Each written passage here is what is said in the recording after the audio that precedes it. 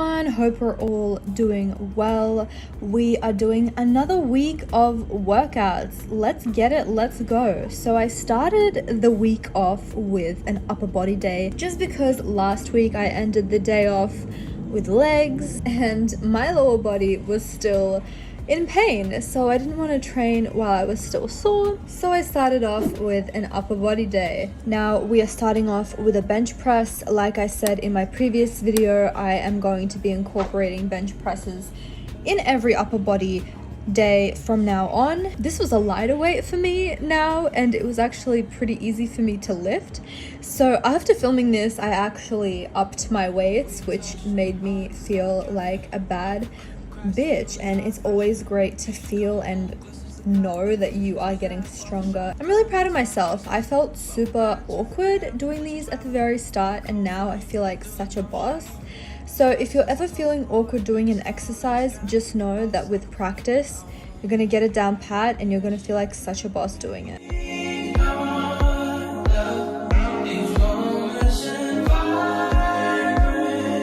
The next exercise is shoulder presses. I absolutely love shoulder presses and how they make me feel. We want to make sure that we are lifting up a straight, invisible line. So when I'm looking at myself in the mirror, I am imagining an invisible straight line that is panning from my shoulders and traveling with my palm. So my palm is going to be the point of focus when I am looking at this invisible straight line. We're going to be pushing straight up. This is a really great exercise for your upper body days. Now I'm swimming in that peach colored skies reveal a sunrise until lost angels discover salvation. Don't you wish we could... I'm focusing mainly on leaning out my triceps, so I always incorporate single arm skull crushes. Now you will be seeing a lot of repetitive movements in these gym videos just because it's important to pick the exercises that are good for you and stick to them and progressively overload with those specific exercises. So I suggest that when you're planning your weekly workouts, you are sticking to the same exercises. Coffee in the morning, coffee in the morning, but I don't wanna wake up. I just wanna watch you sleep alright. Again, I am focusing on my triceps, so I am doing the dumbbell overhead tricep extensions next. These are so much harder than they look. You want to make sure that both of your hands are almost doing a diamond shape as you're gripping the weights. I don't think it matters the position of your hands doing these movements. It just matters that you feel it in your triceps and not anywhere else. A lot of people say to keep your elbows as close to your head as possible, but I believe that everyone's skeleton complexion is made up completely differently, and so when I try to do this, even if I'm doing a lighter weight, I don't feel it that much on my triceps. I feel it more on my wrists, and I am straining my wrists a lot, so I tend to go a little bit out, and even if it is harder, I will go down in weights. But the most important thing for this exercise is to make sure that your triceps are burning, because when done correctly, baby, your triceps are going to be burning. I then did assisted pull-ups and dips as a superset, meaning one exercise right after the other. I am trying to go as lighter as possible in the assisted pull-ups and dips, and by this point my arms were struggling to lift myself up, I can tell you that.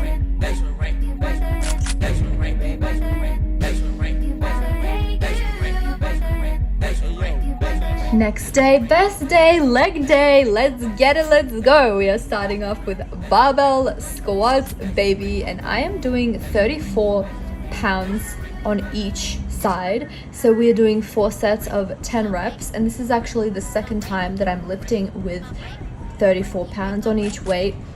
I used to go a little bit lower than that, so now I'm doing 4 sets of 10 reps. It is still very hard for me, but I started out with 3 sets of 10 reps, and now, you know, progressive overload, that's what we're aiming for, and it was a lot harder than it looks. I aimed to go on the 35-pound plate. As you can see, there's 2 plates per side, which amounts to 34 pounds per side, but I got a little bit too scared putting 35 pounds on because it looked like a bigger, more intimidating weight. But in the next leg day, you will see that I will put 35 pounds on, and we'll see how that goes. Make sure your back is straight and that you're breathing on the way down. This has helped me a considerable amount.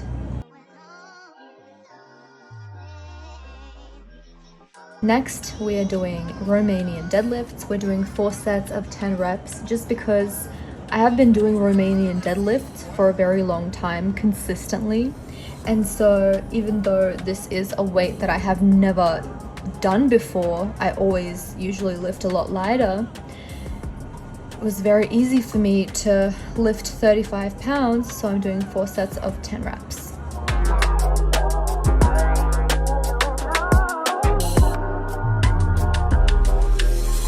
Make sure your feet are slightly out, that you're looking down and you have a straight back, and that your hips are hinging back, like you are getting pulled by your hips.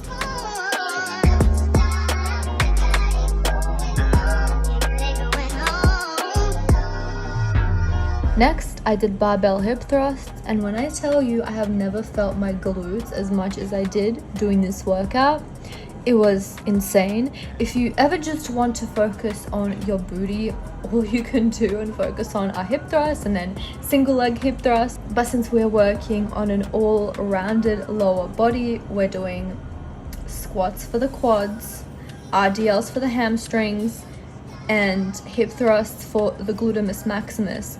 And all 3 exercises are compound exercises, meaning they will target a lot more than just those targeted muscle groups, I'll tell you that.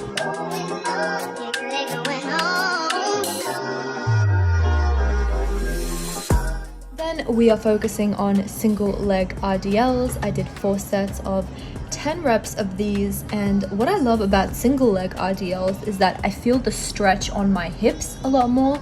So when you are doing a normal RDL and you're having a hard time hinging the hips on the way down, I would suggest doing single leg RDLs, because what that does is it focuses on just one leg and you'll be able to have more flexibility in that leg, meaning you'll be able to hinge your hips. So that will help you with flexibility, that will help you with practicing for traditional RDLs. Highly recommend. I never know what to do with my other arm as I'm lifting the other side of my leg, and I've started putting my arm kind of back to my tailbone, which I find helps, but at the same time my shoulder that isn't holding the weight isn't going down as much. So after trying that, it's all about trying different things that work for your body specifically. I actually did what I'm doing right now, and that actually causes my other shoulder to go down at the same time, so it doesn't cause imbalance. Dumbbell sumo squats are amazing exercises after all of the other big exercises that you have done. So I really recommend doing sumo squats at the end of your exercises, because they're not as difficult, but they're still targeting the gluteus maximus, which to me is the most important thing ever. You want to make sure you have a wide stance and that your toes are pointed out, and you are gripping the dumbbell so that your most dominant hand is gripping it on the very top of the dumbbell, and then your not so dominant hand is gripping the lower part of the dumbbell. I find that that helps a lot for me. If you sit into the sumo squat, that is going to be a lot better for your range of motion and to actually target all of the glutes, the maximus, the minimus, the medius, all of the glutimuses. Moving on to our second upper body day, we are starting off with bent over rows. I am doing 4 sets of 10 reps, and I am progressively making sure that my barbells are going up in weights, because I was doing 50s for a long time and I'm like, this is getting really easy. I wonder why, because before I felt like literally giving up the gym when doing these, and now I'm having like the time of my life let's change that. Let's go a little bit higher. Funny little story, they're filming a TV show right outside my house, and I'm not going to share what the TV show is because you'll be able to find my house pretty quickly. But if you hear cranes and lighting equipment and people yelling, it's because there's a TV show being filmed right outside.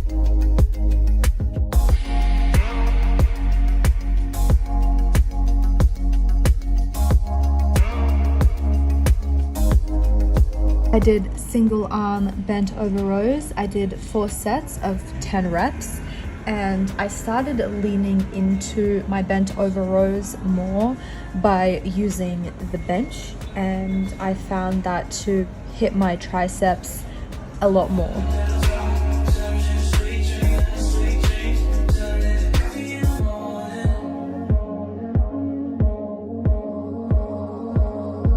Then I did a triple set. Now I usually lift 30 pounds when doing these exercises alone, but now that I'm doing a triple set, I lowered it down to 20 pounds and my arms were burning. So I'm doing a barbell upright row, 4 sets of 15 reps, because this doesn't exude as much energy for me, but I can still really feel it. I love this exercise.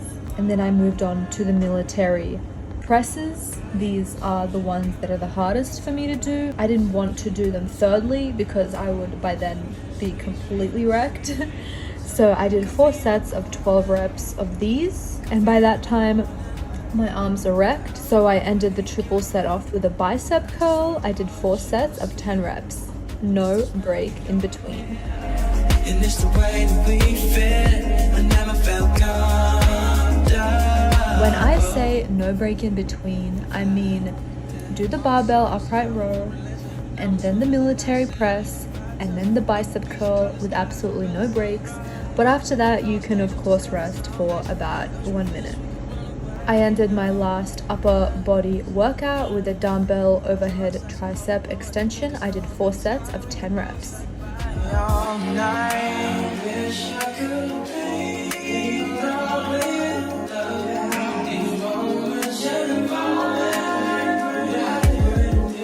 Final day of the week. We are ending the week strong with a leg day, and this was the barbell squat where I put 35 pounds on each side. I've never lifted so heavy before, so I decided to do 3 sets of 8 reps, and I was dying. I am not even going to lie to you. I love this workout playlist because I love sharing with you my real and raw process of this journey that I'm taking, and so I want to document all of my hardships, all of the things that I'm thinking about as I'm doing these exercises. So when you're watching this, you'll know that it's a journey.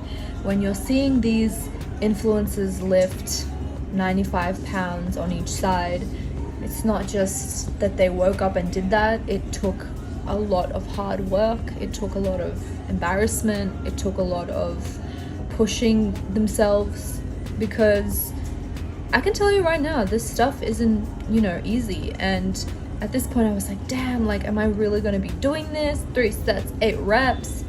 But in 2 weeks time, you'll see me doing this 4 sets, 10 reps, and then I'm gonna be moving on to 45 pounds on each side. So take it easy, love yourself, and push yourself to the point where it is uncomfortable for you, but not to the point where you're completely burnt out. I followed up with Romanian deadlifts, 4 sets of 10 reps, just like last time. And then I did hip thrusts. I did 4 sets of 10 reps, and I could feel it in my booty a lot more than even the last time. Even though I had the same weights, I love these exercises so much. I can actually really feel it in my booty. I'm excited to keep going with this regime because it's really, really making me feel like there are so many results, there's so much progress, and it's fun for me. So that's the most important thing too. You gotta find exercises that, are hard, but they're fun for you too. Boy, can you break my back, break my back, break my back, break my back, break my back. Talking about fun exercises, this is not one of them. I followed up with split squats and I did 3 sets of 8 reps because I was dying at that point, but I wanted to get it in, so I really pushed myself.